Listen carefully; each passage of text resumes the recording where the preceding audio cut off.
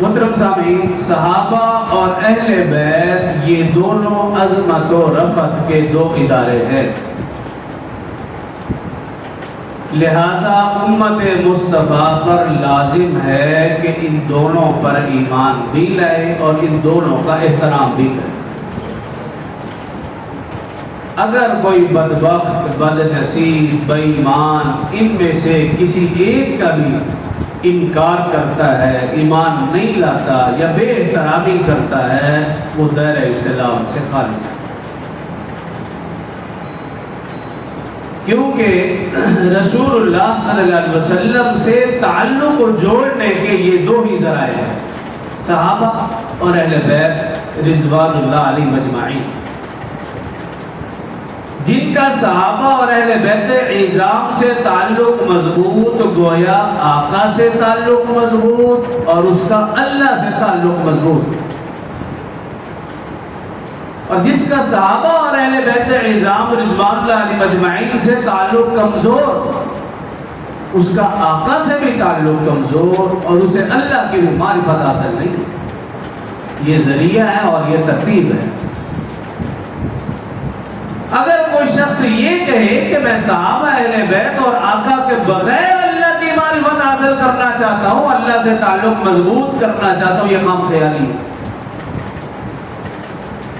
اسی طرح اگر کوئی شخص کہے کہ میں صحابہ اور اہل بیت رضی اللہ عنہم کے بغیر آقا سے محبت کا دم بھرتا ہوں، یہ بھی اپنے دعوے میں جھوٹا ہے۔ اور اسی طرح اگر کوئی شخص کہے میں صحابہ سے تو محبت کرتا ہوں، اہل بیت سے نہیں، اہل بیت سے محبت کرتا ہوں، صحابہ سے نہیں، اور پھر کہے مجھے آقا سے بھی محبت ہے، اللہ سے بھی محبت ہے، یہ بھی اپنے دعوے میں جھوٹا ہے۔ تو صحابہ اور اہل بیت رضوان اللہ علیہ مجمعین یہ آقا صلی اللہ علیہ وسلم سے تعلق کو جوڑنے کے دو ذرائع ہیں۔ تعلق مضبوط ہوگا آقا سے تو اللہ سے بھی تعلق مضبوط ہوگا۔ جو آیت مبارکہ ایک صحابہ کے متعلق اور اہل بیت کے متعلق، صحابہ اکرام رضوان اللہ علیہ مجمعین کے حوالے سے میں نے وہ آیت مبارکہ تلاوت کی ہے جس کے متعلق مفسرین نے لکھا کہ صحابہ کی شان میں جتنی بھی آیات نازل ہوئیں، یہ وہ آیت ہے جو سب سے آخر میں نازل ہوئی۔ آپ دیکھ لیجئے سورۃ البینہ، یہ مدنی سورت ہے، 30ویں پارے میں۔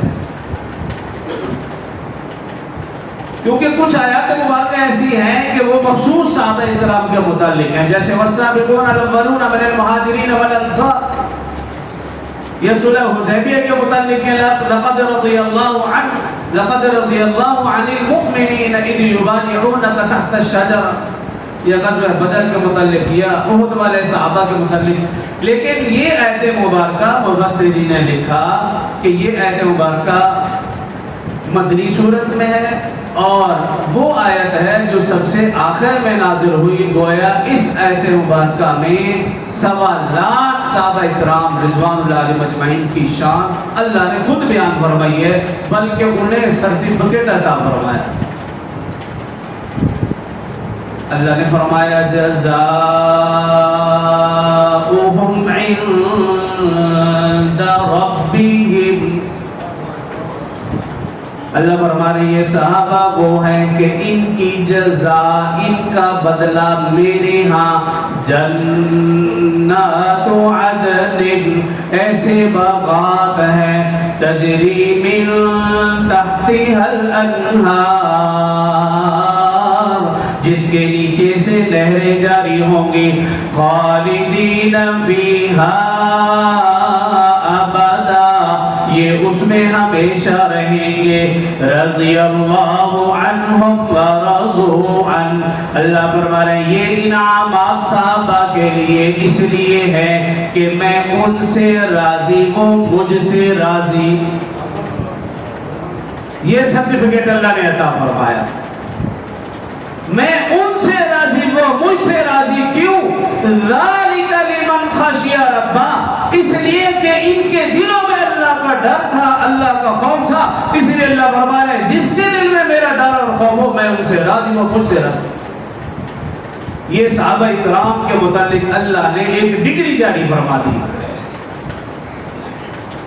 اسی طرح اہل بیت اعظام کے متعلق بھی آیت مبارکہ تلاوت فرمائی 22واں پارہ اللہ فرما رہے انما يريد الله ليذهب عنكم الرجس اهل البيت ويطهركم تطهيرا اللہ فرما رہے ہیں بے شک میں نے اہل بیت کو ہر قسم کی گندگی سے پاک کر دیا اور انہیں ایسے پاک کیا جیسا کہ پاک کرنے کا حق ہے۔ اب صحابہ کرام کے متعلق ہے ایک آیت مبارکہ، اہل بیت کے متعلق ہے ایک آیت مبارکہ۔